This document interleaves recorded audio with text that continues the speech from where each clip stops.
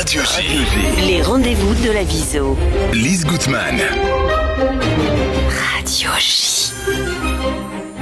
Et ce matin, j'ai l'immense plaisir d'accueillir Maya Termination de la section Viso à Vive. Maya, bonjour. Bonjour Lise. Alors, le thème aujourd'hui, l'Amérique de Trump tourne le dos à la discrimination positive ?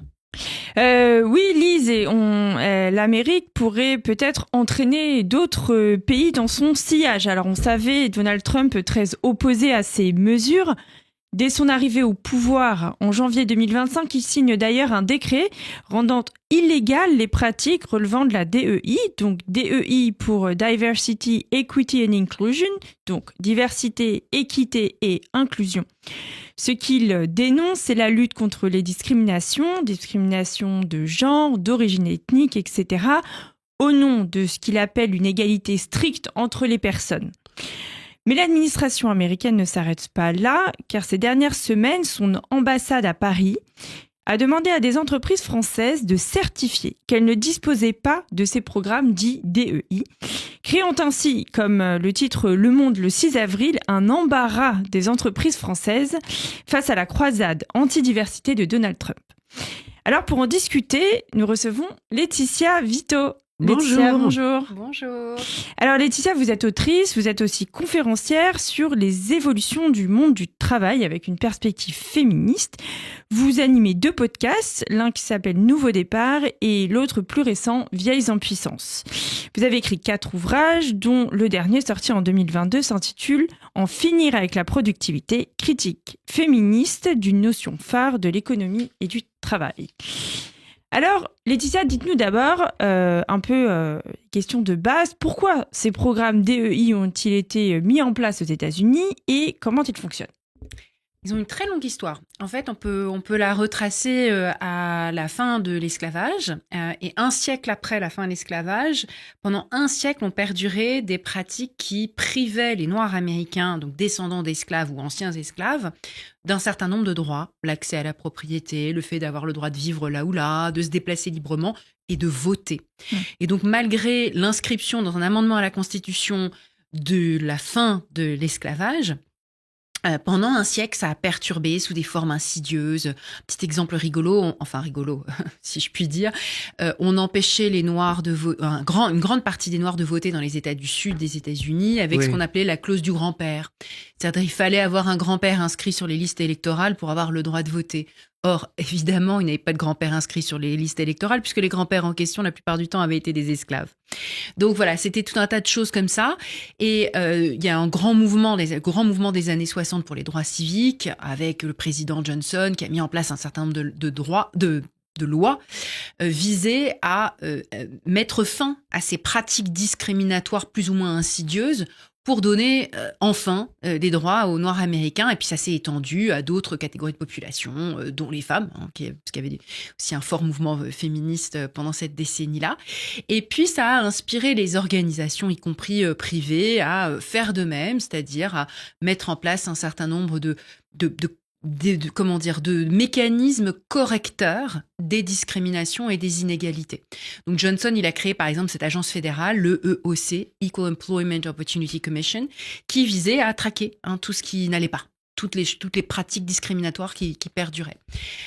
Donc ça a été une grosse avancée en tout cas pour donner un certain nombre de droits à des catégories qui avaient été complètement privées de droits, y compris du droit de vote.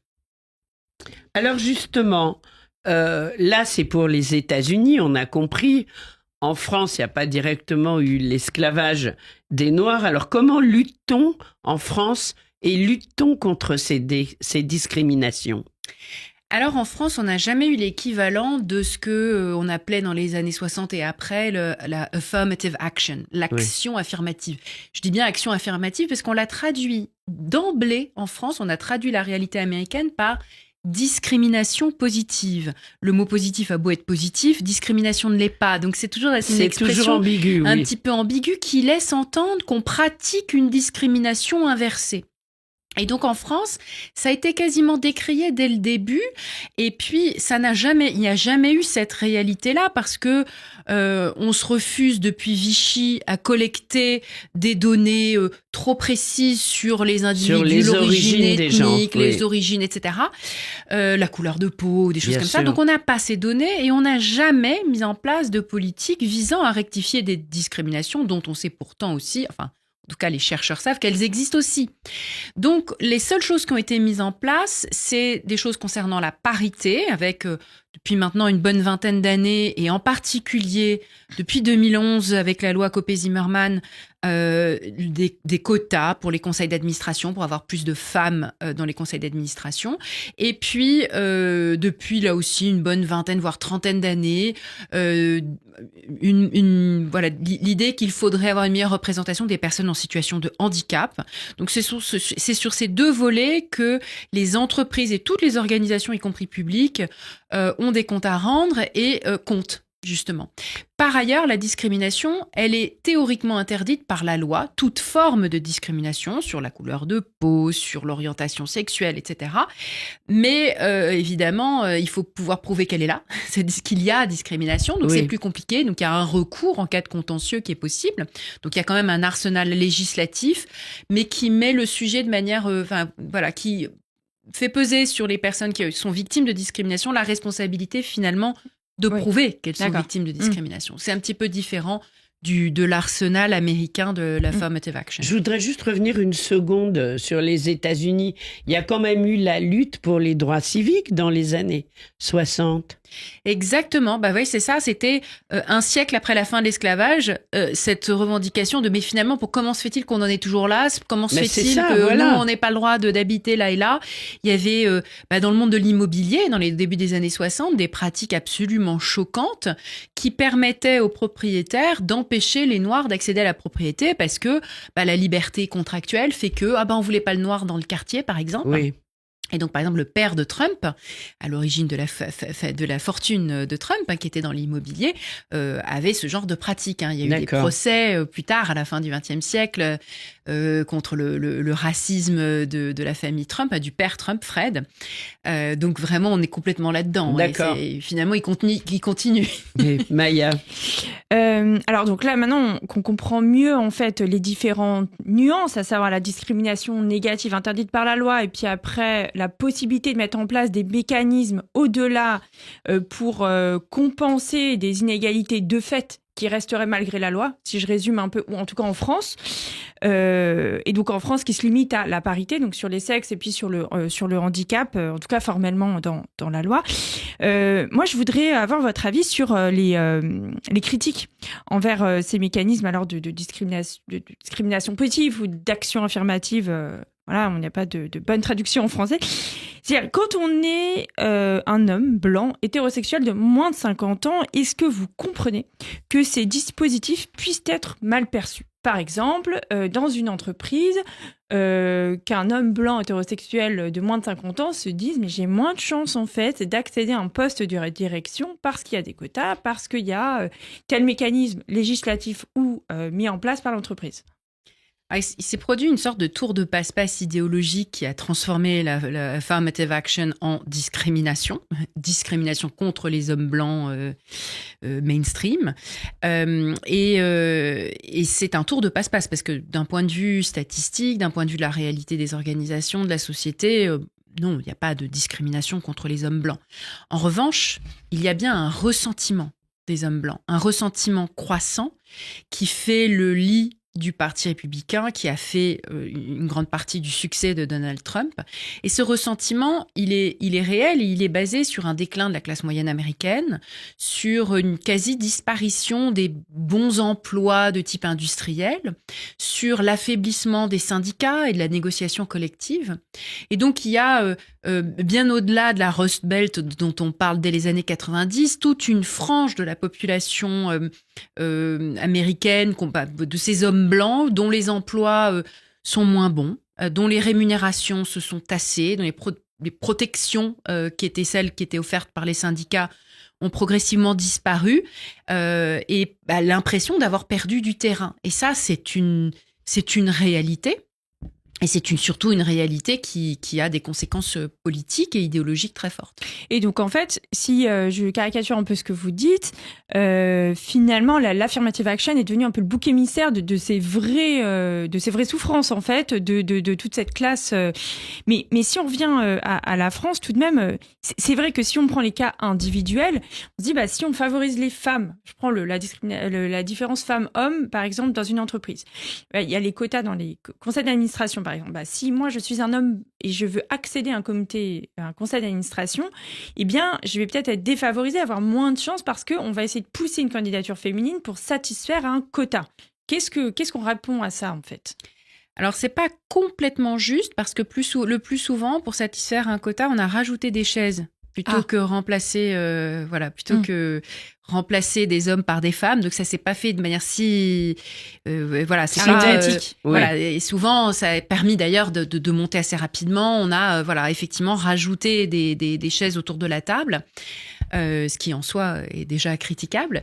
Donc c'est pas tout à fait juste. Et ensuite, oui, en effet, si tant est que dans certains domaines, il y a un nombre de places limitées et il y a plus de femmes, ça veut dire qu'effectivement, il y a moins d'hommes qui y accèdent. Mais le postulat ou l'idée de dire que c'est parce qu'il y a de la discrimination contre les hommes repose sur l'idée qu'il y en avait pas avant. Qu'il n'y en avait pas contre les femmes. Donc c'est une espèce de renversement. En fait, parce pour que vous, c'est le rétablissement et c'est la rectification d'une discrimination préexistante et non pas la création d'une nouvelle discrimination envers les hommes. Voilà, exactement. En fait, les femmes ont été empêchées d'accéder à un certain nombre de postes. Oui, mais ces empêchements, ils sont invisibles. Donc, en fait, c'est difficile. Il était à l'époque visible. Oui, mais maintenant, c'est invisible. Oui, mais on le savait. On le savait, bien sûr. Mais maintenant, aujourd'hui, c'est invisible. Et mes collègues me disent, mais en fait, personne n'empêche les femmes d'aller au conseil d'administration. Donc pourquoi mettre un quota, en fait ? Et ça, je trouve que c'est assez difficile d'avoir cet argumentaire, de discuter sur cette base, en fait. Je trouve que c'était très difficile il y a une quinzaine d'années. L'idée des quotas allait tellement à l'encontre de cette méritocratie, de cet universalisme qu'on idéalise, j'ai envie de dire à juste titre, c'est une belle idée, ce sont des belles idées. Et je trouve qu'on a fait du chemin. On a fait énormément de chemin parce que depuis... une bonne vingtaine d'années, l'économie comportementale a vraiment mis en lumière les biais cognitifs, les mécanismes de la discrimination. Ça, c'est vraiment l'héritage intellectuel, je dirais, de ces années d'EI. C'est des scientifiques comme Daniel Kahneman, qui a eu le prix Nobel en 2002, le Thinking Fast and Slow, ce livre monument qui nous montre justement comment, finalement, on en arrive à discriminer. Et donc, l'idée de la méritocratie, qu'on peut toujours continuer à aimer, on sait qu'elle n'est pas une réalité sociale dans les organisations.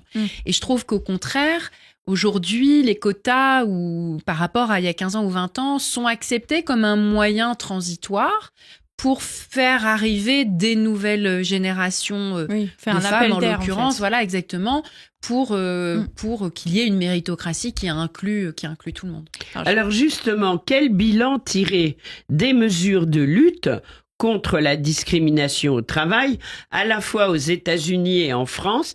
Qu'est-ce qui marche aujourd'hui? Qu'est-ce qui ne fonctionne pas?